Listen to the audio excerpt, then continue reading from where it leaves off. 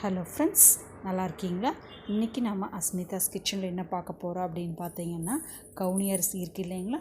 கவுனி அரிசியில் கொழுக்கட்டை எப்படி செய்கிறதுன்னு பார்க்கலாம். ஸோ கவுனி அரிசியை அட்லீஸ்ட் ஒரு 12 hours ஊற வைக்கணும். ஸோ நைட்டில் ஊற வச்சிட்டிங்கன்னா காலையில் கொழுக்கட்டை செய்கிறதுக்கு சரியாக இருக்கும். ஸோ 12 hours ஊற வச்சு நல்லா வடித்து எடுத்துக்கிட்டு மிக்சியில் போட்டு அடித்து எடுத்துக்கலாம். ஸோ தேவையான பொருட்கள் அப்படின்னு பார்த்தோம் அப்படின்னா,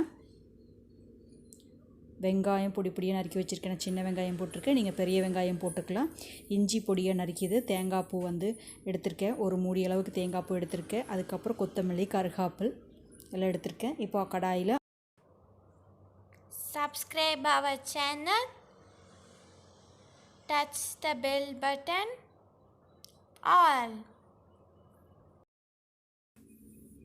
ஸோ கடுகு போட்டு, கடுகு பொரிஞ்சதுக்கப்புறம் கடலைப்பருப்பு போட்டு, பச்சை மிளகாயும் இஞ்சியும் போட்டு நல்லா வணக்கினதுக்கப்புறம் சின்ன வெங்காயம் பொடி பொடியாக நறுக்கினது போட்டிருக்கோம். நல்லா வணங்கிட்டு சிம்லேயே வச்சு வணங்கிக்கோங்க.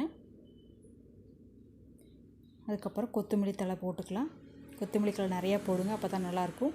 கடலைப்பருப்பு கொத்தமல்லி தலையில் நிறையா போட்டிங்கன்னா தான் டேஸ்ட்டு நல்லாயிருக்கும். கார்னிஷிங்க்கு சூப்பராக இருக்கும். குழந்தைங்க தனித்தனியாக வைக்கும்போது அதை வெளியே எடுத்து தெரிஞ்சிருவாங்க. இப்படி மிக்ஸ் பண்ணி கொடுத்துட்டோம் அப்படின்னா அப்படியே சாப்பிட்டுக்குவாங்க. இப்போ தேங்காய் பூ போட்டு நல்லா மிக்ஸ் பண்ணிக்கலாம். இப்போ உப்பு உங்களுக்கு மாவில் எவ்வளோ போட்டிருக்கீங்கன்னு பார்த்துக்கோங்க. ஸோ அதில் கம்மியாக இருந்துச்சு அப்படின்னா இதில் கொஞ்சம் ஆட் பண்ணிக்கோங்க. அங்கேயும் இங்கே இதில் மாவு அதிகமாக இருந்துச்சு அப்படின்னா அரைக்கும் போது போட்டிருப்பீங்க இல்லைங்களா? ஸோ கல்லுப்பு அதிகமாக போட்டிருந்தீங்க அப்படின்னா இப்போ தேங்காய் பூவில் போட வேண்டாம். இல்லைனா அதில் கொஞ்சம் இதில் கொஞ்சம் போட்டு நல்லா இந்த மாதிரி கொரன்னு அடித்து எடுத்துக்கிடுவாங்க. அப்போ தான் நல்லாயிருக்கும்.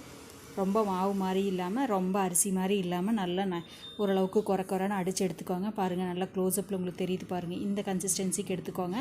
இப்போ மாவை கொஞ்சம் கொஞ்சமாக உள்ளே போட்டு நல்லா கிளறிக்கோங்க. ஸோ நல்லா எல்லாம் பைண்ட் ஆகணும்.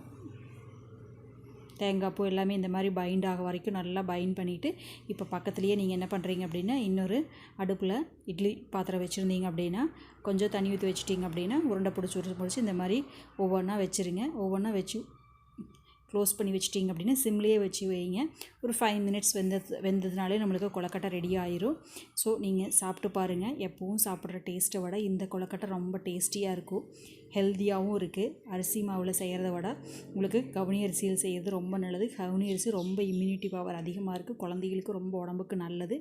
ஸோ இப்போ வெந்துருச்சு பாருங்கள். ஸோ வெந்து கிடச்சிருச்சு. ஸோ இப்போ சாப்பிட்டு பாருங்கள். நம்ம சேனலை சப்ஸ்கிரைப் பண்ணலாம். ஸோ இந்த வீடியோ உங்களுக்கு யூஸ்ஃபுல்லாக இருந்துச்சுன்னா உங்களோட ஃப்ரெண்ட்ஸுக்கு ஷேர் பண்ணுங்கள். Have a happy day, have a healthy life.